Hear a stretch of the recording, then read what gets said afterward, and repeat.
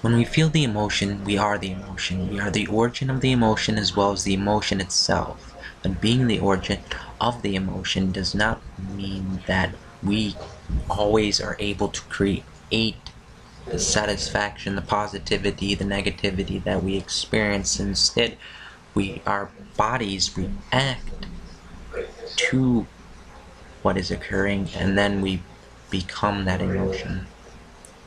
But there are other times when we can think differently, feel differently, and approach things differently when we choose to feel certain ways about things.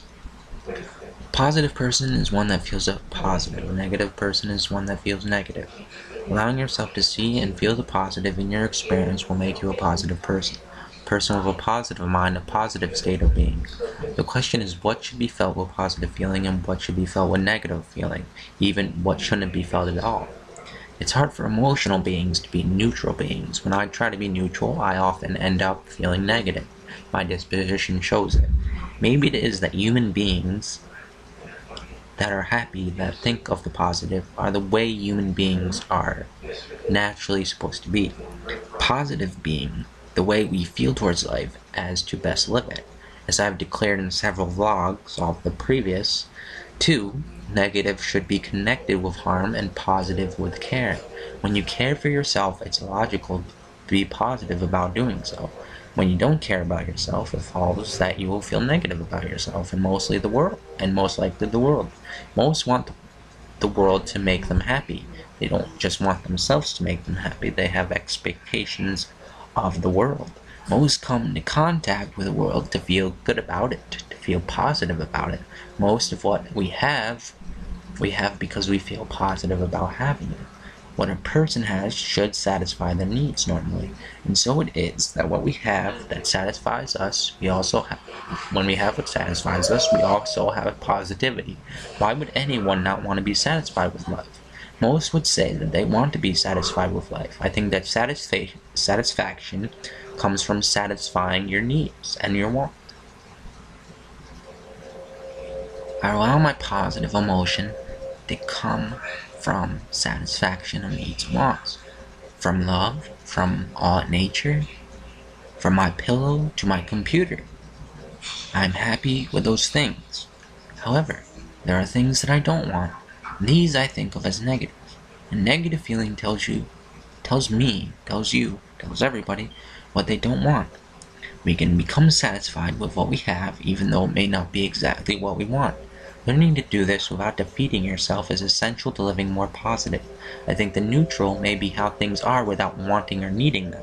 The things that satisfy our needs may not be satisfaction to another type of being. What is positive and negative, therefore, can depend on needs, can depend on relative desires of the being that is alive. I can also presume what that positive living means to survive, as satisfaction comes from fulfilled need, which is survival. This isn't a new thought or philosophy. From the Chinese to Roussel, the idea of positive law was always to feel good because of following the rules of that positive law, feeling satisfied with the expressions of love we can have, the expressions and existence of caring for others and caring for ourselves and others. I think that a desire to create and produce actual positivity in the world is not only more natural than religion, but possibly better than religion. When we think of ourselves and our work in society, we are beings that are capable of producing need. So maybe it is that positive law also has an aspect in economic prosperity. I'm reminded of a Randian philosophy, one that I agree with, which says the mind is for the body and the body is for fulfilling needs. Thus, the rational mind is self-interested, meaning living to survive or living to provide satisfaction for itself. Of course, Rand wouldn't consider my ideas of man being a social or altruistic being as ideas that were very rational in her definition of rationality. However, I think the more we care for the world without damage or overworking ourselves, that it is truly a greater rationality than that of Rand's egotism. Although I may know this, I have had problems and gearing myself to be positive and productive. But I know this idea of positivity, rationality, and care for humanity is better than the world where those things are lacking, where the converse of that positivity exists. Now I want to get to the idea of self-love. Self-love, what is there to love? When you can think of anything that makes you the person you are, you can love that aspect of yourself, or you can dislike that aspect of yourself. And if you don't like yourself, you might form a notion of self-actualization, something all people should be familiar with, but not many know. It's a Maslow psychological theory of development. A self that you want to become is your self-actuality, your ideal self, so as to feel more love and positivity about your identity, your very existence. Loving yourself may be brought on by satisfying yourself, but true self-love is loving what you do and loving what you are. And the greater love is the love for the world, which is harder to have because there's so many things in the world that can harm us and harm others that we think of them with a negative emotion. When you love yourself, it may be about intimacy and depth within you, but it isn't about romance you have with yourself. The relationship you have with yourself is the same as the relationship you can have with people. You can like them, love them, dislike them, and loathe them. Be a follower and a maker of love. That is to give happiness to yourself. That is to give happiness to others. How beautiful is appearance and how beautiful is compassion. Russell wrote that our self-love can come from others and that we love ourselves because others love us. And he wrote that the other type of self-love comes only from our own feelings of what I is. In all our thought, what is neutral? Maybe before we make a judgment, we should think neutrally. When we go to be positive about something, maybe we are supporting it, advocating it, wanting it. And then when we go to be negative about something, we might be not wanting it, might think of it as undesirable.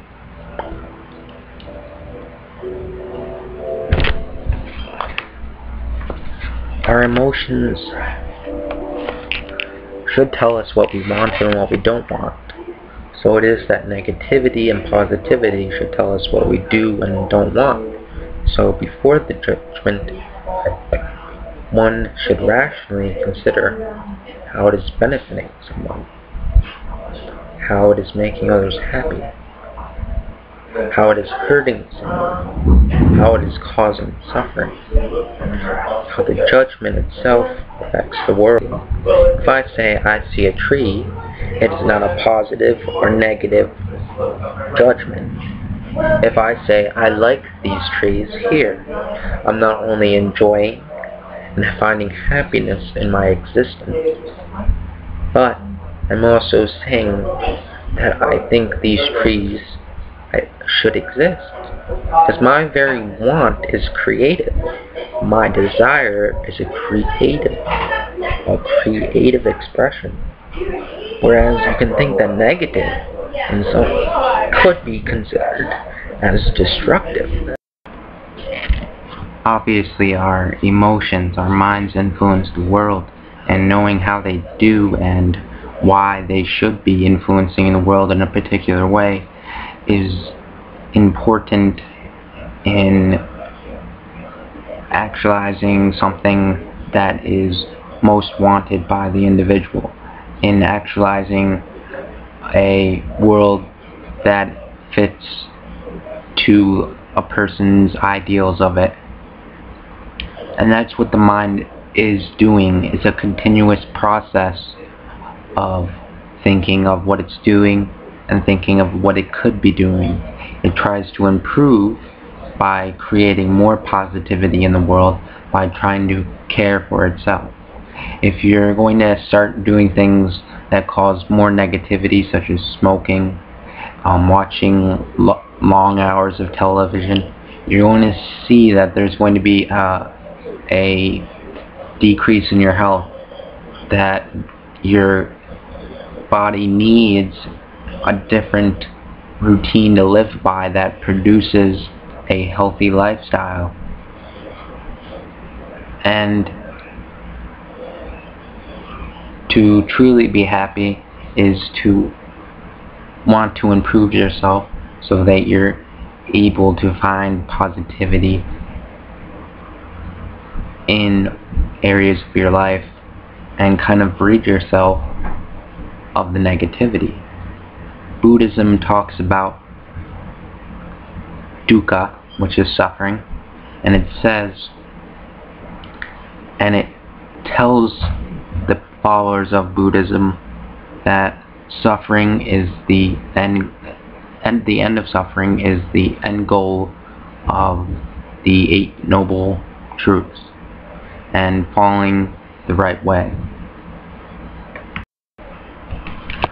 Now, Taoism kind of disempowers man with the philosophy of what is called Wu Wei, and it means that what will happen on its own. That things continue to go on without overthinking them or without forming strategies to change habits, patterns, reactions, relationships. Buddhism is more of a self-developing philosophy, and Taoism is more of a carefree philosophy. And I think that both views, both Oriental philosophies, can be used to kind of know exactly how it is you're living. If you just allow things to go on their own, or you try to create more positivity and eliminate your suffering, you can do both. So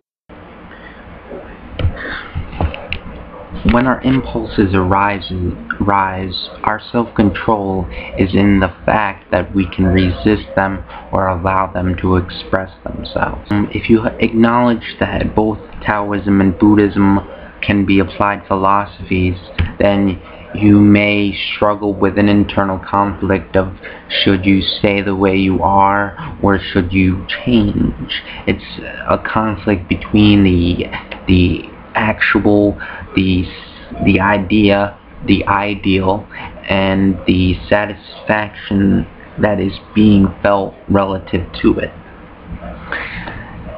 And when we feel dissatisfied about ourselves, we try to improve. We try to change so we fit into what our minds want us to be. And it is hard to find not a reason, but rather a kind of controller that is actually determining whether or not you change or you stay the same. What desire is really me?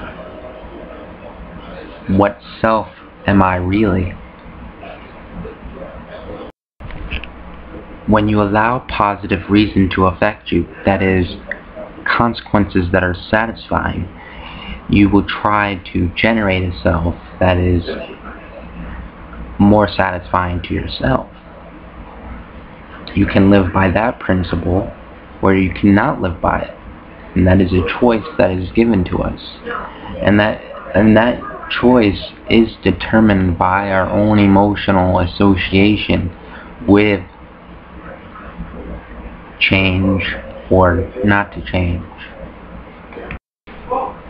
Rational choice complies with Buddhist philosophy to work towards greater self-interest, greater self-reliance, a greater ability to satisfy the self in living. Most of us do not have access to a surplus amount of resources or money that we can give back in forms of charity. The capitalistic ideology is to supply whatever resources that are private property to the demander and to make profit from supplying those to the demander who has the money to purchase them. And in this way, this exchange is altruistic because self-interest, so demanding supply creates a profit for the supplier, and in that the demander is satisfied by the supply, so it's a mutual beneficial arrangement. However, there are flaws in the economy, such as exponential debt increase that isn't regulated, and the people who own certain companies do not forge or work to eliminate poverty and eliminate certain suffering in other countries.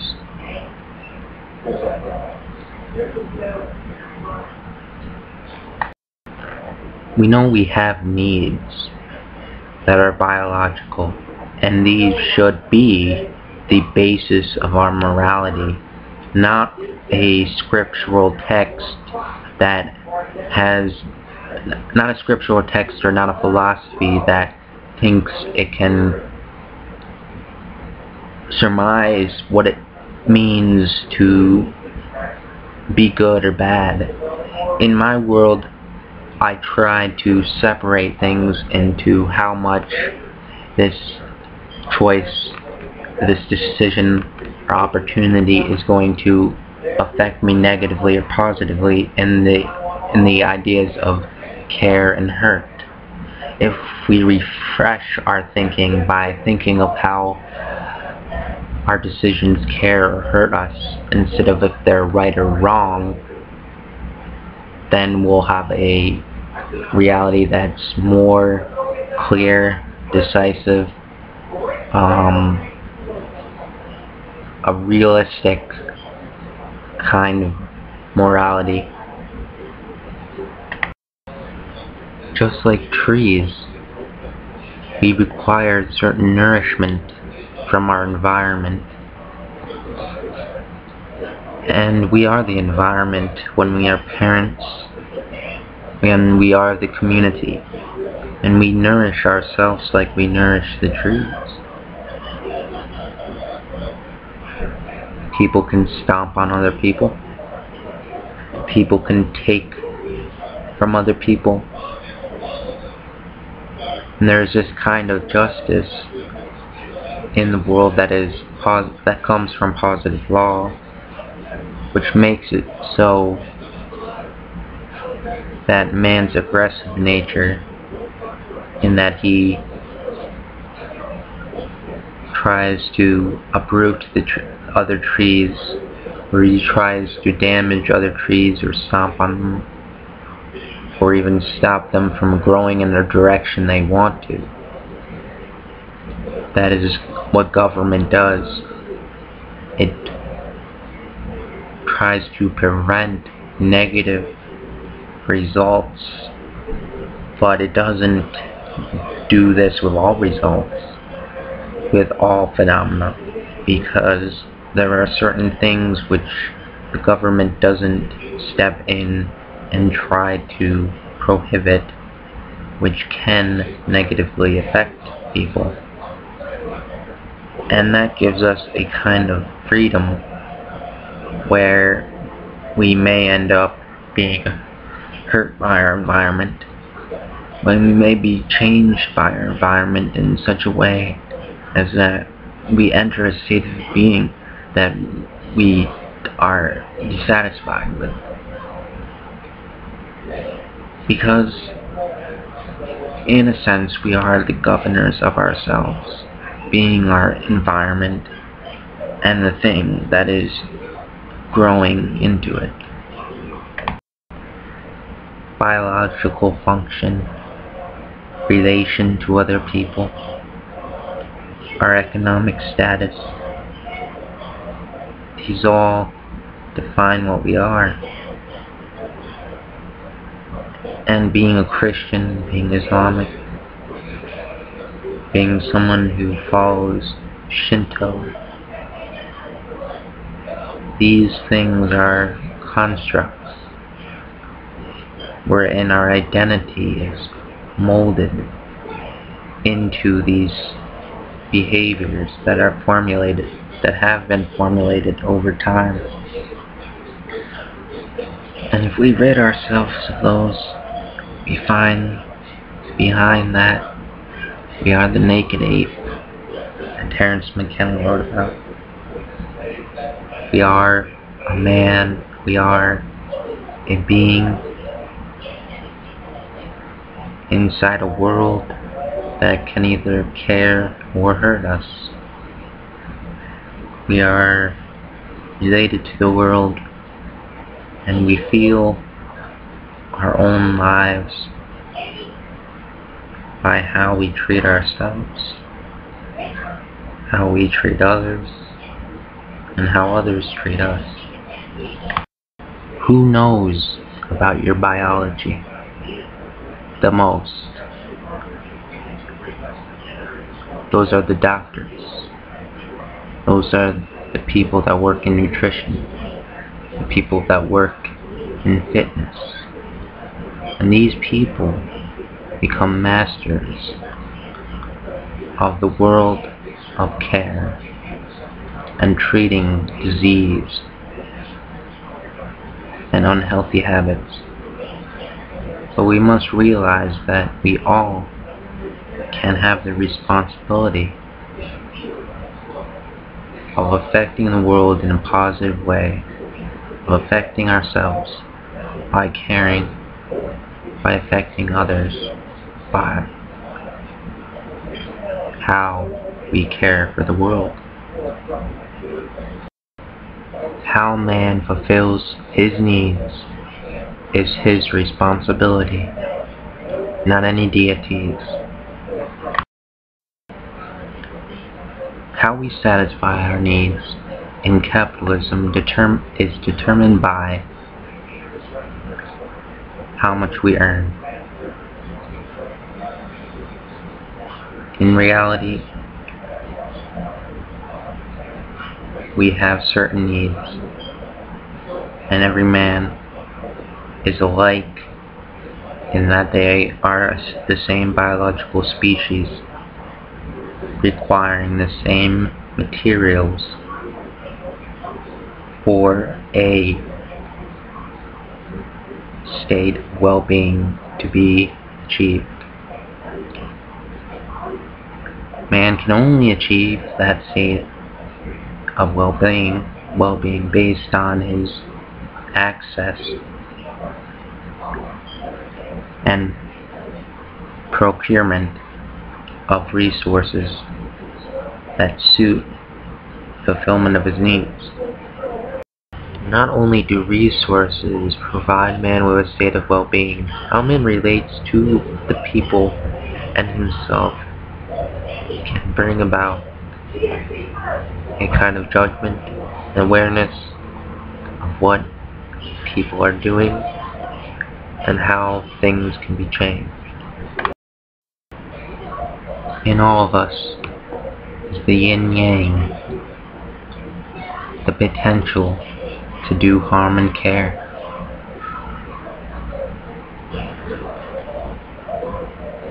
With it, an awareness of the emotional spectrum, from love to hatred, from happiness to grief. And in these are our states of experience, our biological expressions and functions.